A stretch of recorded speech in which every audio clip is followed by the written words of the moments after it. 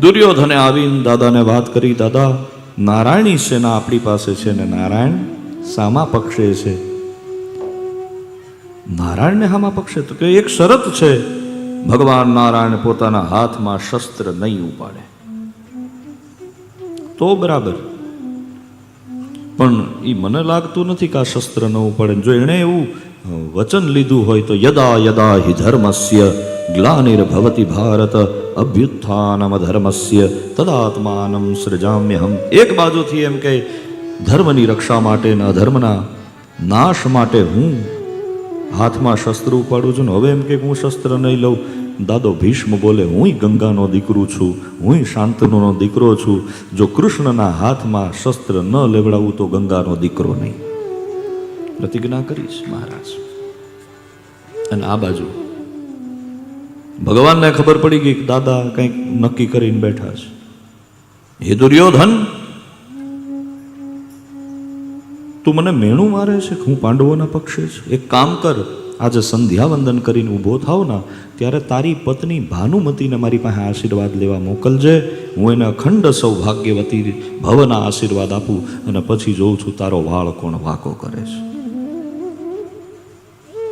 નક્કી થયું. આખો દિવસ વીત્યો. ભગવાન ઠાકોરજીને ખબર નહીં ક્યાંથી સંદેશ મળી ગયો. રાતનો સમય હતો. દ્રૌપદીને જઈ અને જમણા પગના અંગૂઠો ખેંચી અને દ્રૌપદીને જગાડ્યા. દેવી જાગો, અગર સોતી રહી તો તુમ્હારા ભાગ્ય ભી સો જાએગા. જાગો.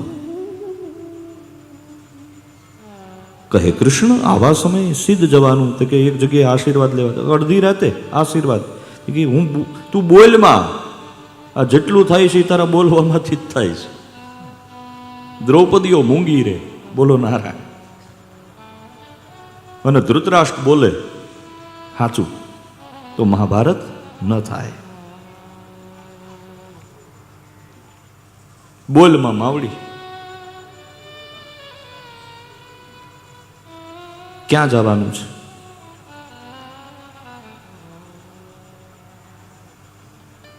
દાદા ભીષ્મ પાસે. નહીં હો, દાદા પાસે હું ન. અરે જવું પડશે બેટા, તું પગે લાગ, મોટો ઘૂંઘટ કાઢી રાખજે, કઈ બોલતી નહીં મહેરબાની કરીને. એ જે કે સાંભળી લેજે ને તું પાછી બી આવજે, હું તારી ભેગો આવું છું. ભગવાને એક હાથમાં લાકડી લીધી છે, મામા એક હાથમાં ફાનસ છે, અને એમ કહેવાય ફેંટો વાળ્યો છે, અને આમ આમ આંખું દેખાય એમ મોઢું ઢાંક્યું છે, ખાલી આંખું દેખાય છે.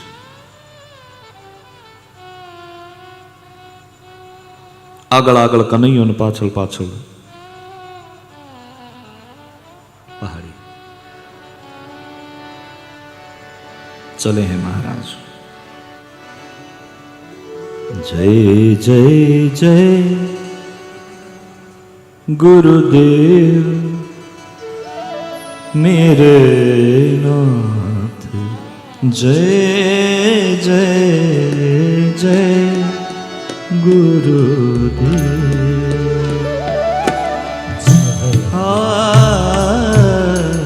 જય જય જય ગુરુદેવ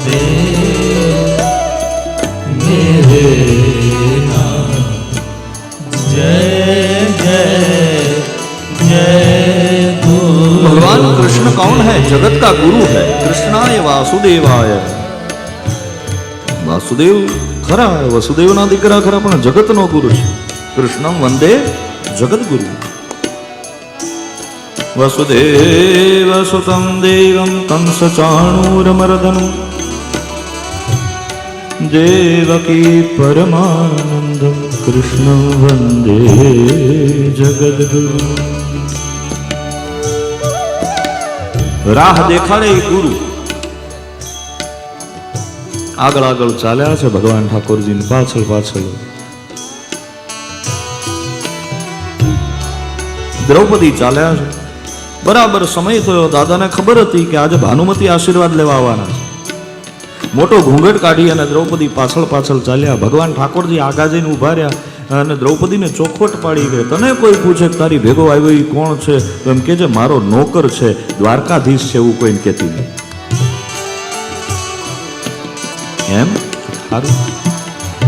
પણ કૃષ્ણ મારે તમને નોકર કેવા કેમ? ઈ તું જોઈ લે, હવે તારે હું કરું? મારું નામ લેતી હતી એમ કરીને પગે લાગ્યા.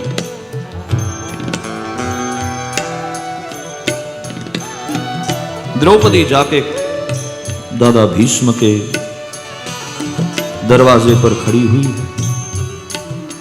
સૈનિકોએ જોયું, દાદાને જઈને સમાચાર આપ્યા, દાદા કુલવધુ આવ્યા છે, ભાનુમતી લાગે છે.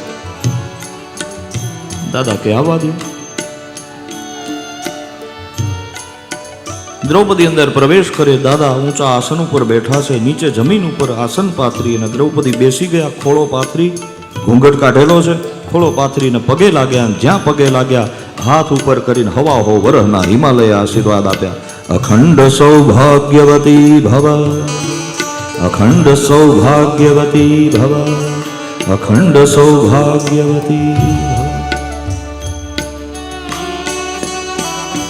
જ્યાં આશીર્વાદ મળ્યા પછી દ્રૌપદીથી રેવાયું નહીં. ઘૂંઘટ કાઢ્યો, પગે લાગીને કીધું, દાદા હવે 5 માંથી એકેનો વાળ વાકો થાય નહીં. દાદાની આંખ ચમકી. અરે દ્રૌપદી, તું યહાં ઇસ સમય? ઉત્તમ કુલવધુ રાત્રિના સમયમાં ઘરથી બહાર નીકળે નહીં. તું એકલી આવી, તારી ભેગું કોઈ છે? હાથ જોડીને દ્રૌપદી હવે મૂંઝાણા. હવે જવાબ હું દેવો? હાથ જોડીને કહે છે, મહારાજ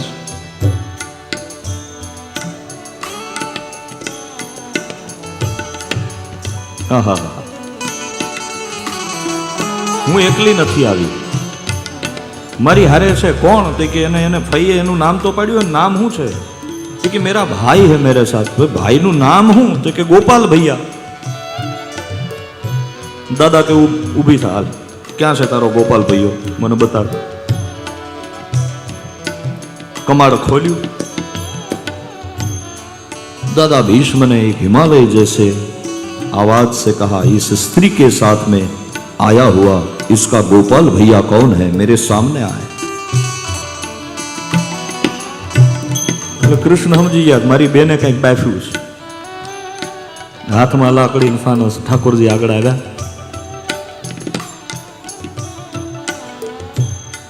आवी अने भगवान ने जी हजूर माई बाप आदेश करे, क्या है? बोले इस स्त्री के साथ में इसका गोपाल भैया तू है? बोले हाँ हाँ हूँ, मारू नाम ज गोपाल. ते फानस ने बाजू में लईने थोड़ीक वाट तेज करी. प्रकाश वध्यो એટલે गोपाल भैया ने कीधुं, गोपाल भैया तारी आंखों तो बहुत जोयेली लागे छे. हाँ हाँ दादा ऐसा होता है, कई लोगों की आंखें एक जैसी होती है. नहीं नहीं नहीं नहीं, तने पण क्यांक जोयेलो लागे छे. એમ કરી અને દાદે ઓલો બુકાની વાળી હતી ને, ફેટો જરા આમ આવો, એક આટો બીજો આટો ત્રીજો આટો ઓછો કરે ને તે ઓલું મોરપીંછ આમ ઊભું થઈ ગયું. લે તું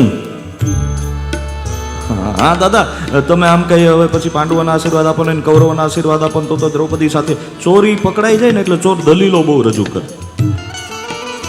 આ કૃષ્ણની ચોરી પકડાઈ ગઈ છે. અસીલ પણ અને વકીલ પણ અને જજ પણ.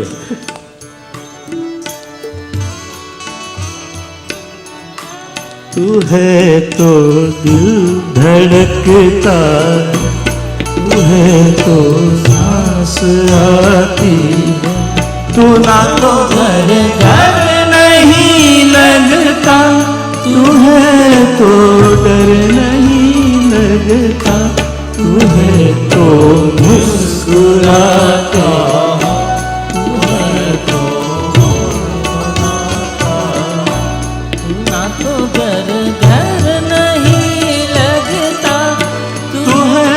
तो डर नहीं लगता, तू है तो मुस्कुरा. બાપ હોય ને બાપ ઘરમાં, તમે વિચારો બાપનું મહત્વ શું છે, વડીલનું મહત્વ ઘરમાં શું છે. એ કાંઈ ન બોલે કાંઈ ન કરે ને ખાલી બેઠા હોય ને તો આપણને એમ થાય કે આપણે આપણા માટે હાથ છે એનો ઉપર. तू है तो दिल धड़कता है, तू है तो सांस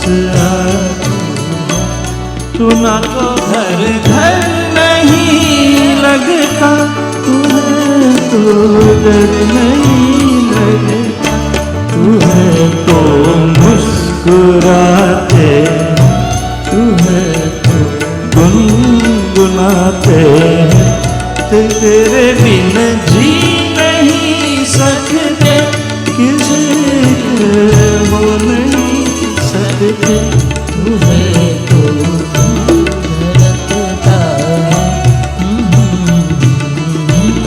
દાદે હાથ જોડ્યા.